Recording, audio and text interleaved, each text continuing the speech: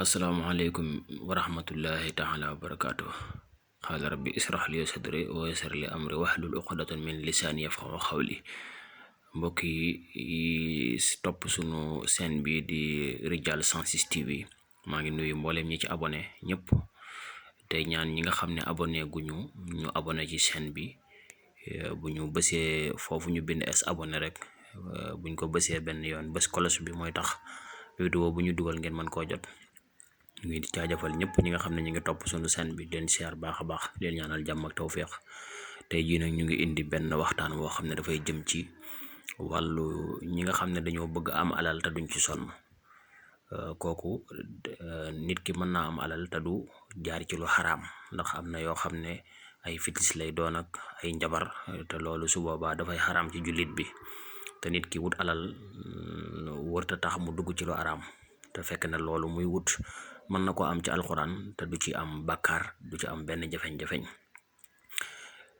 ba tax na kon moom lañ bëgg a indi tey naka la nit di amee alal ci alxuraan nag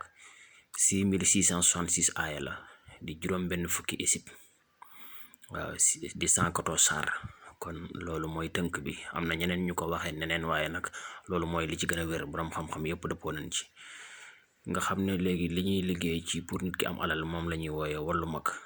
mag nag waxtaan nañ ko ci ay yeneeni site yu baree bari yu bokkul ak sunu site bi.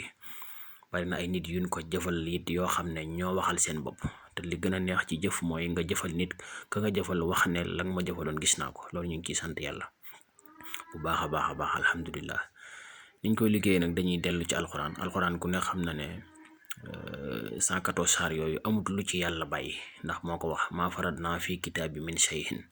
yow loo ci xamul rek daa fekk ne sa gëstu moo fa yeggul waaye alxuraan loolu mi ngi ci biir. léegi niñ koy liggéey mooy dañuy jël aaya bi saar wi njëkk ci alxuraan muy suratu muy fatiha juróom-ñaari aaya la aaya ba ca njëkk ak ba ca mujj ñu def ko noonu def baqara aaya ba njëkk ci baqara ak ba ca mujj ali imran aaya ba mujj ci ali imran ba ca njëkk ak ba ca mujj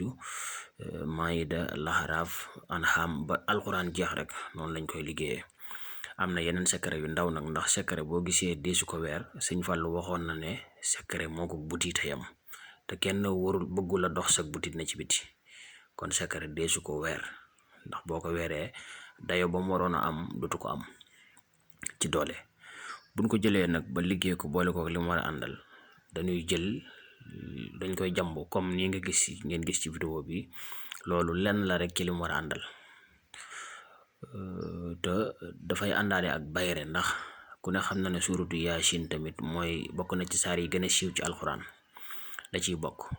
bu nu paree ci loolu buñ ko jàmbee ba noppi dañuy jël bu dee dangaa nekk bitim réew dangay tànn billet ba nga gën a bëgg a bari le nga dugal ko ci biir sangaay bi di ko sangoo. bu dee dangaa nekk fii ci Sénégal dangay tànn billet 10 000 comme noonu ngay gisee ci vidéo bi rek nga dugal ci biir sangaay bi di ko sangoo. fu réew moo mën a nekk rek billet ba nga gën a bëgg a bari le moom ngay jël dugal ci biir di ko sangoo incha allahu rabbi billet ba nga ci dugal moom dana la jàppandi dana la jóge penkook sow dana la bari lool ci yow ba nga xam ne yow mi am na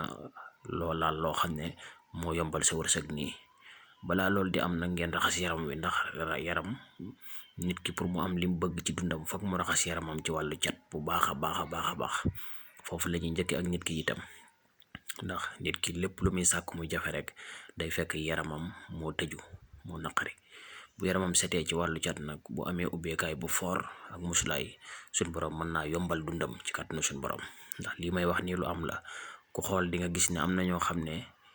seeni coono demeewul noonu ni ñuy amee xéewal seeni coono àggu fa kon xam ne am na lu jàppandal lu koy jàppandal wërsëg am na lu koy jàppandal lu wér a wér la. képp ku ci sa yitte nekk rek buñ jokkoo ci dañ la mën a jaarale ci yoon woowu ba nga mën a am li nga bëgg nekkin wu baax. di sàkkuwaat na kenn ku ne ci yéen mu abonné ñu